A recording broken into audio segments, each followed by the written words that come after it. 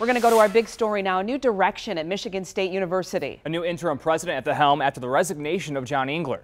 Yeah, MSU's board today voting to make that resignation effective immediately. Engler, of course, is under fire over insensitive comments he made about the victims of Larry Nassar. In an 11-page letter, Engler mostly highlighted his accomplishments and ended by saying the university is dramatically better than it was a year ago. And this is his replacement, Satish Udpa, MSU's board unanimously naming him as the university's new president. 7 investigator Ross Jones is in East Lansing with the challenges Udpa now faces. Michigan State found a replacement for their replacement today, hiring their third president in less than a year. But trustees insist they finally got this one right. One trustee described this as a fiasco. Why did you want this job? Well, this institution means a lot to me and to a lot of us. The health of this university is very, very important. I want to make sure that the citizens of this state are well served. This is the man Michigan State is counting on to guide it through the most tumultuous time in its history.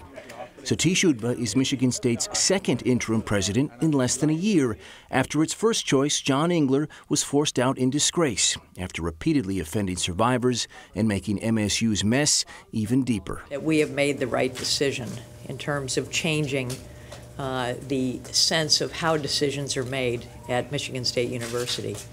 Values matter. Satish is a person of integrity, compassion, and empathy. He has broad-based support throughout the university, and I am extremely confident he will help us heal. Udpa is a fixture on campus. He's been at Michigan State for nearly 20 years, serving as the Dean of the College of Engineering and Vice President of Administration. He's expected to hold office until around June, when the school will name a new permanent president. All of the major initiatives, the big issues on campus, both today and into the future, all come through Satish's desk. And so he was somebody that could step in immediately and make sure that we continue our progress. Well, John Engler's work at MSU is over. The Attorney General isn't done with him. Dana Nessel's office announced today they want their investigators to interview Engler over the Nassar scandal. It's unclear yet if Engler will cooperate. Well, the new president was greeted with applause here at the administration building. How are students reacting? You'll hear what they're saying coming up on 7 Action News at 6. For now, we're in East Lansing. I'm Ross Jones, 7 Action News. Thank you, Ross. If you want to read Engler's full resignation letter, you can find it on our website, WXYZ.com, and you better believe we'll continue to follow the latest on this story, both on air as well as online. The Trump administration doesn't know how many children have been separated from their families at the southern border.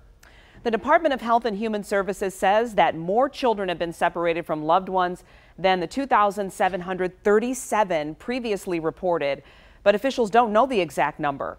The report added that the department has run into, quote, significant challenges when it comes to identifying children who were separated, and that's why they don't know exactly how many children are involved. And families of federal workers are feeling the impact from the longest government shutdown in history. It is day 27 now, and there is no deal in sight.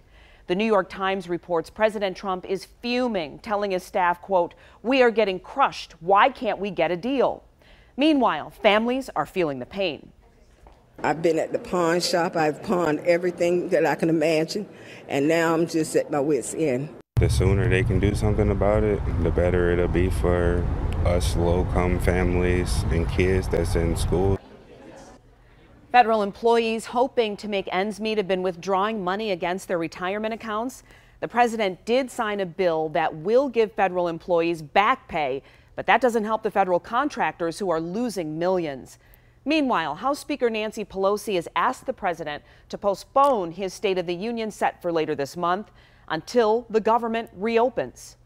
And the president firing back by sending a letter to House Speaker Nancy Pelosi canceling her upcoming overseas trip that involves a government plane. The letter says, "I am sure you would agree that postponing the public relations event is totally appropriate. I also feel that during this period, it would be better if you were in Washington negotiating with me." Now, the president also writes, "If you would like to make your journey by flying commercial, that would certainly be your prerogative." Air traffic controllers at Metro Airport getting hit hard by the shutdown as they work without pay. And the union has a strong warning about the future for travelers in the skies over Detroit. 7 Action News reporter Simon Shaquette spoke to the union leader about the crisis.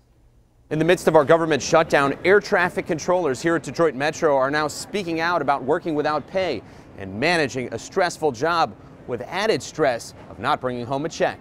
At some point, everybody breaks, right? Eventually, you're right, none of us will come in. Frustration and stress as we've missed a paycheck for the first time as air traffic controllers. For Mike Reddy's, the job of air traffic controller is a true calling. But the former commercial airline pilot is now one of nearly 40 employees working in this air traffic tower at Detroit Metro and wondering when his next paycheck will come. Myself, I have two young daughters, one almost 3, one 7 months old.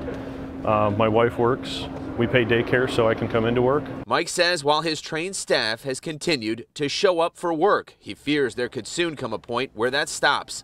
Then travel safety needs could prompt extreme delays or even travel stoppage. If we think that something's not safe, we're not going to do it. So we're going to trade efficiency. And we're going to keep on trading efficiency away until we can't even operate. For passengers like Aubrey Manis and her family, it's about feeling safe while traveling and urging politicians to resolve disputes now and making sure federal workers know they're appreciated in the dog days of the longest shutdown in history.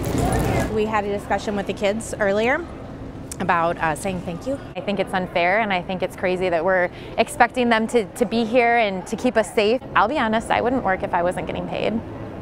We had a local airport tenant send us over pizza today, which is a very nice gesture. So when will the shutdown end? Well, that remains a mystery, but for now, Aubrey says as a mother, she's going to continue reminding her children to thank all those workers who are here working without pay. From Detroit Metro, Simon Shaquette, 7 Action News. Thank you, Simon. And the Detroit Institute of Arts is offering free admission to federal employees during the shutdown.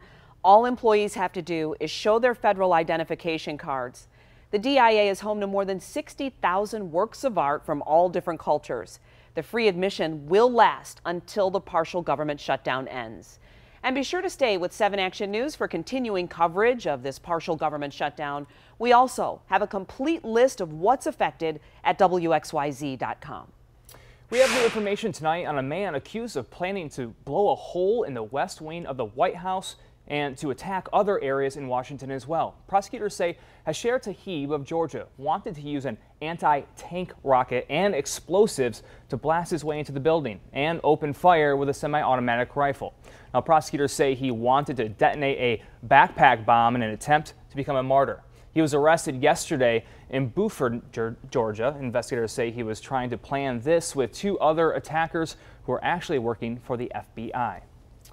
The family of a man missing for a month made a tragic discovery today. They found 20-year-old Drevon Johnson on the roof of his house in the area of Fenkel and Schaefer on Detroit's west side.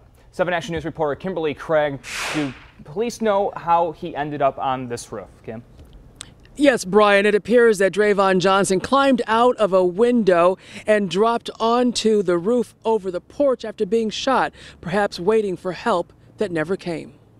He climbed out the window. I guess when he got shot, he climbed out the window, and so he's just on the top of the roof. Drevon Johnson's family was desperate for answers. They hadn't seen him since December 16th. Christmas came and went without a word. His family had even come to his house on the shore near Finkel to look for him, but never found him until today. I went to the house and I looked in the inside of the house. Nothing told me look out the window and look on the roof. This afternoon, Drevon's family organized a search